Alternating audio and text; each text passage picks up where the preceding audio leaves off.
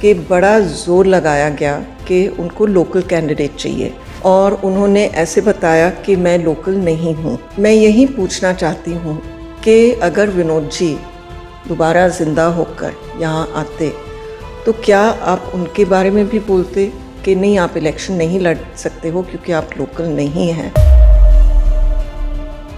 अपने अंतिम क्षणों में विनोद जी को इतनी गुरदासपुर की चिंता थी, मैं आपको बता नहीं सकती हूँ।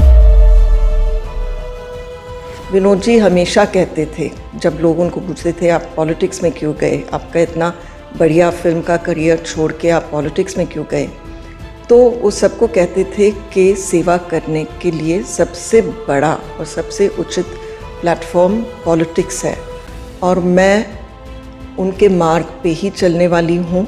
मैं लोगों की सेवा करने वाली हूँ, गुरदासपुर के लोगों की सेवा करने वाली हूँ मैं। अभी हम क्या माने कि आप इलेक्शन लड़ेंगी? मेरी तो पहले से पूरी तैयारी थी इलेक्शन लड़ने की और लोग यही चाहते हैं। जो सर्वेस किए गए उसमें जो लोग सर्वे करते थे वही मुझे आकर बताते थे, क्योंकि हमारी सबसे जान पहचान है।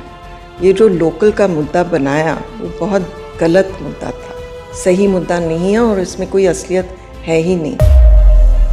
पार्टी ने लगातार विनोद खन्ना जी ਦੇ ਡੈਥ ਤੋਂ ਬਾਅਦ ਲਗਾਤਾਰ ਤੁਹਾਨੂੰ 3 ਵਾਰੀ ਇਗਨੋਰ ਕੀਤਾ ਹੈ। ਤੁਸੀਂ ਇਸ ਵਾਰੀ ਕੋਈ डिसीजन की बना रहे हो अपना?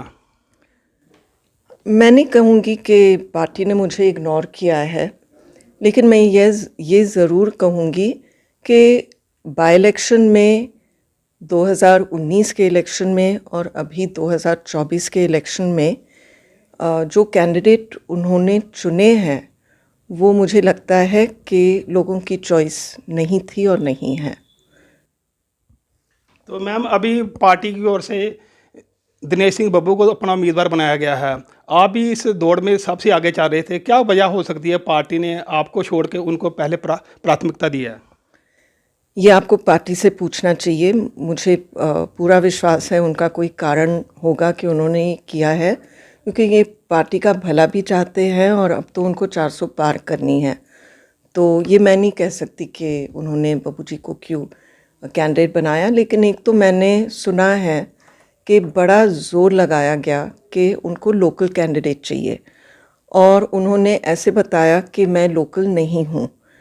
और मैं यही पूछना चाहती हूँ कि अगर विनोद जी दोबारा ज़िंदा होकर यहाँ आते तो क्या आप उनके बारे में भी बोलते कि नहीं, आप इलेक्शन नहीं लड़ सकते हो क्योंकि आप लोकल नहीं हैं।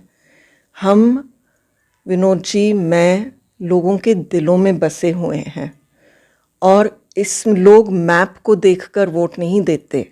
जिन लोगों से प्यार हो जाता है, जिन लोगों में भरोसा होता है, जहाँ आप देखते हो कि लोगों ने काम किया है और आपके लिए काम करने के लिए आए हैं, वो आपके दिल में ही बसते हैं और लोग वोट दिल से देते हैं, क्योंकि अपने बच्चों के फ्यूचर को देखते हैं आप कि अगर उन्नति होगी, सब कुछ अच्छा होगा सेंटर से। लेकिन इसका ये मतलब ये नहीं है कि मेंबर ऑफ़ पार्लियामेंट का कोई काम नहीं है।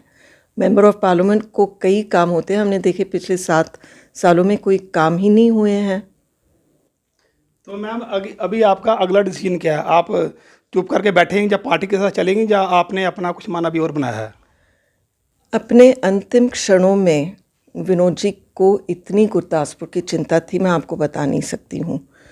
और वो हमेशा कहते थे कि भगवान ने हमें सब कुछ दिया है, किसी एक वस्तु की कमी नहीं है।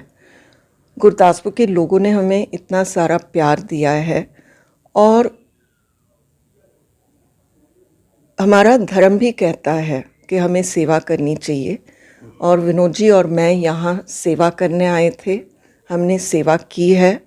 विनोद जी हमेशा कहते थे, जब लोग उनको पूछते थे आप पॉलिटिक्स में क्यों गए, आपका इतना बढ़िया फिल्म का करियर छोड़ के आप पॉलिटिक्स में क्यों गए, तो वो सबको कहते थे कि सेवा करने के लिए सबसे बड़ा और सबसे उचित प्लेटफॉर्म पॉलिटिक्स है और मैं उनके मार्ग पे ही चलने वाली हूँ।